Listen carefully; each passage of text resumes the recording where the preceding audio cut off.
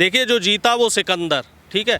अब हार के कारणों का जो विश्लेषण करना है तो उसमें जो एक कारण जो मुझे पुख्ता कारण समझ में आ रहा है वो कारण ये है कि अब सक्रिय राजनीति का दौर आ गया है, जहां भारतीय जनता पार्टी जो कि सत्ता में काबिज है, सबसे धनी पार्टी है, सोशल मीडिया से लेके इनका संगठन सबसे मजबूत है, फिर भी ये लोग कभी निष्क्रिय नहीं होते, ये हमेशा चुनावी मोड में रहते हैं। उत्तर प्रदेश का चुनाव खत्म हुआ 10 मार्च को और 11 मार्च को ही प्रधानमंत्री मोदी जी गुजरात पहुंच गए। इसका मतलब क्या, साफ इंडिकेशन है कि अभी आराम नहीं करना है। अगला जो हमारा जो अगला एजेंडा है वो गुजरात है। एमसीडी का चुनाव अप्रैल में होना था, उसके लिए भारतीय जनता पार्टी तैयार नहीं थी, क्योंकि शासन प्रशासन सत्ता सब इनके हाथ में है, तो उस चुनाव को भी इन्होंने 4-5 महीने के लिए आगे बढ़ा लिया। और जो विपक्षी दल है, अगर हम समाजवादी पार्टी की बात करें या बहुजन समाज पार्टी की या कांग्रेस की, तो ये लोग अमूमन चुनाव के 2 या 3 महीने पहले सक्रिय होते हैं और इस बार इस चीज़ का जो खामियाजा है वो इन्हें भुगतना पड़ा है। जनता अब उसको वोट दे रही है जो 100% राजनीति में सक्रिय है। 24 घंटे जो जनता से मिल रहा है, चाहे वो सही हो या गलत हो। जिंदगी में पहली बार, मैंने अपने जीवन में पहली बार ऐसे देखा कि किसी भी पार्टी के विधायकों को जनता ने दौड़ाया, जनता ने भगाया, जनता ने उनका तिरस्कार किया।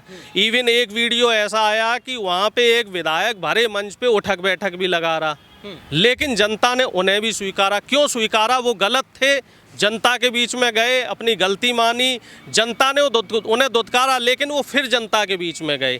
लेकिन दुर्भाग्य की बात यह है कि जो सही थे और जो सही मुद्दों को लेके चलना चाहते थे वो कहीं ना कहीं उस आखिरी आदमी तक पहुंचने में असफल रहे।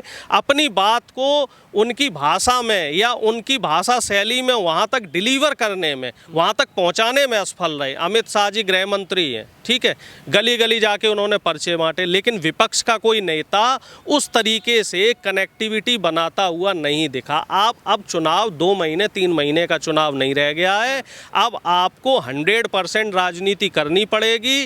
डॉक्टर राम मनोहर लोहिया जी वाला वो दौर फिर से आ गया है कि जब आपको गली गली जाके पर्चे भी बांटने पड़ेंगे और लोगों से चर्चाएं भी करनी पड़ेंगी। और अगर ये काम आप नहीं कर सकते हैं तो आप राजनीति से संन्यास ले लीजिए और ऐसे लोगों को मौका दीजिए जो 24 घंटे राजनीति में सक्रिय रहना चाहते हैं और राजनीति में लोगों के लिए कुछ करना चाहते हैं। अब कहने से नहीं होगा कि साहब हम ये कर देंगे वो कर देंगे, अब कर दिखाने से होगा कि आप क्या कर पा रहे हो और मेरे लिए आप क्या कर सकते हो। ऐसा नहीं है कि साहब हम सत्ता में आएंगे तब ये करेंगे। जैसे इनका जो एक राशन वाला मामला था, तो वो राशन वाला जो 5 किलो राशन था और जो नमक देने वाली योजना थी, और उसके बाद बीजेपी के कार्यकर्ता घर घर गए और उन्होंने ये बोला जो गरीब जनता है कि भाई अब तो तुमने मोदी जी का नमक खा लिया है, नमक हलाली करोगे कि नहीं करोगे। तो एक फैक्टर वो भी रहा है, जो नमक वाला मुद्दा, राशन वाला मुद्दा है ना, तो एक फैक्टर वो भी काम किया है। चलिए, लेकिन एक सवाल यहाँ पर यह भी है कि आप कम्युनिकेशन की बात कर रहे हैं, तो कहीं ना कहीं मुझे जहाँ तक लगता है कि भारतीय जनता पार्टी में तमाम बड़े जो दिग्गज नेता हैं वो कहीं ना कहीं उनकी जो कम्युनिकेशन जो है वो जनता से और अपने बीच में जब रखते हैं तो मुझे लगता है कि इतनी अच्छी कम्युनिकेशन है जो जब वो मैसेज देते हैं तो जनता इजीली डिकोड कर लेती है कि दरअसल उधर से क्या मैसेज आ रहा है। लेकिन अदर पार्टियों मुझे देखने को नहीं मिलता था। क्या आप भी इसकी एक वजह मानते हैं? बिल्कुल वही मैं कह रहा हूँ कि जो बात नेता आसान भाषा में जनता से कहना चाह रहा है, जैसे मोदी जी हैं, गुजरात में जाते हैं तो गुजरात की वेशभूषा पहन लेते हैं, महाराष्ट्र गए तो वहाँ की वेशभूषा, तो जनता को वो कनेक्शन दिखता है। उत्तराखंड के उनके एजेंडे अलग थे, ठीक है, उत्तर प्रदेश के उनके एजेंडे अलग थे, गोवा के उनके एजेंडे अलग थे, मणिपुर के उनके एजेंडे अलग थे। मणिपुर में जो सुरक्षा का मामला था तो उन्होंने उस तरफ वहाँ क्या रहा, वहाँ जो कांग्रेस के नेता थे वो एकदम से प्रकट हुए, 5 साल गायब रहे और उनको ये लगा कि पिछली बार हमारी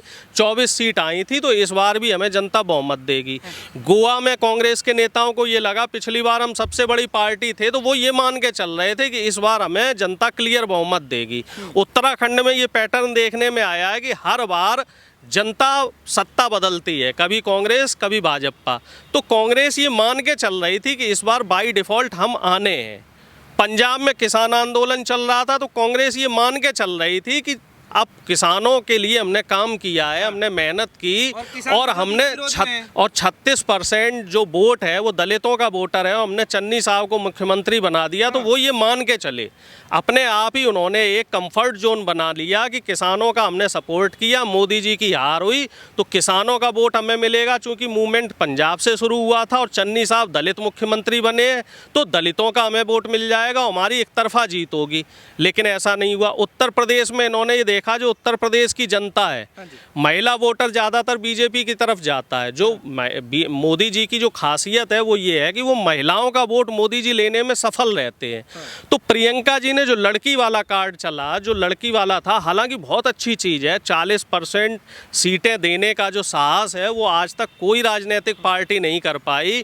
कांग्रेस ने ये काम किया लेकिन वो चीज़ नहीं चल पाई क्योंकि अब राजनीति वैसी नहीं रह गई है। अब राजनीति में बहुत बदलाव आ चुका है, उस लेवल तक नहीं जा पा रहे हैं और कहीं ना कहीं आम आदमी पार्टी उस लेवल तक, जो बीजेपी का जो लेवल है तो उस लेवल तक जा रही है। तभी आम आदमी पार्टी को पंजाब की जनता ने मैंडेट दिया है। तो कहीं ना कहीं मुझे ऐसा लग रहा है, समाजवादी पार्टी हो या बहुजन समाज पार्टी हो या कांग्रेस पार्टी हो, इन लोगों को बैठ के बात करने की ज़रूरत है।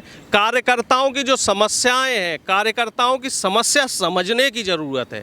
उनको दिक्कत क्या आती है भाई, असली समस्या तो कार्यकर्ता फेस करता है ना। ग्राउंड लेवल पे भारतीय जनता पार्टी जैसे मजबूत संगठन से लड़ रहा है तो कार्यकर्ताओं की जो दर्द है, कार्यकर्ताओं की जो समस्या है, तो वो पार्टी का जो आला कमान है उस तक डायरेक्ट पहुंचना बहुत ज़रूरी है। और अगर नहीं पहुंचेगा तो इस तरह से विपक्ष को आगे भी चुनाव होने हैं। गुजरात में भी चुनाव है, हिमाचल में भी चुनाव है, राजस्थान में भी चुनाव है, आपका मध्य प्रदेश में भी चुनाव है, छत्तीसगढ़ में भी है, कर्नाटक में भी है।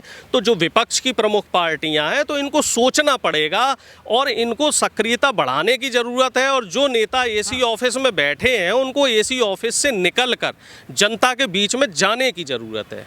तो आपको क्या लगता है कि क्या कमियां रही होंगी? अगर मैं दो ऐसे बड़े कमियों के बाद, देखिए कमियां तो आप बहुत सारी गिना सकते हैं, लेकिन अगर सिर्फ अमूमन दो कमियां जानकारी लेना चाहता हूं, चाहे अगर मैं कांग्रेस पार्टी की बात करूं, उत्तर प्रदेश के अंदर चुनाव जो हुआ, और अगर मैं सपा की बात करता हूं, तो आपको क्या लगता है? क्योंकि सपा तो टक्कर में थी, कांटे की टक्कर थी, आंकड़े भी यही अमूमन कह रहे थे जिस तरीके से हो रहे थे, लेकिन लास्ट टाइम में जो दांव पेच खेला गया, जो भी कुछ हुआ, इसकी सच्चाई समझ में नहीं आ पा रही है। वो दो कमियां क्या हों? दो प्रमुख कारण है वो ऐसा है, जो पार्टी का शीर्ष नेतृत्व है, चाहे हम सपा की बात सपा करें, में भी यही सपा की बात करें या कांग्रेस की बात करें, मोर और लेस दोनों पार्टी एक ही आइडियोलॉजी पे चलती हैं। हाँ।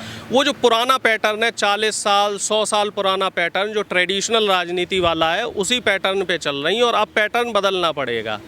कार्यकर्ता से, पहली चीज़, कार्यकर्ता से डायरेक्ट जो टॉप लीडरशिप है वो कनेक्ट नहीं कर पाई, ठीक है, वो कहीं ना कहीं बीच में फंसा रह गया। कार्यकर्ता जो प्रदेश लेवल के नेता थे वहाँ तक फंसा रह गया और राष्ट्रीय नेता प्रदेश लेवल के नेताओं तक फंसे रह गए, पहली जो दिक्कत है। और दूसरी दिक्कत कि जो पार्टी के जो विधायक थे, विधायक प्रत्याशी थे या जो स्टार प्रचारक थे, वो जनता को अपनी बात समझा नहीं पाए। जनता तक वो जो डिलीवरी होनी चाहिए थी वो डिलीवरी नहीं हो पाई और जो वोटर है उस वोटर में विश्वास जगाने में असफल रहे। तो ये दो मुख्य वजह हैं।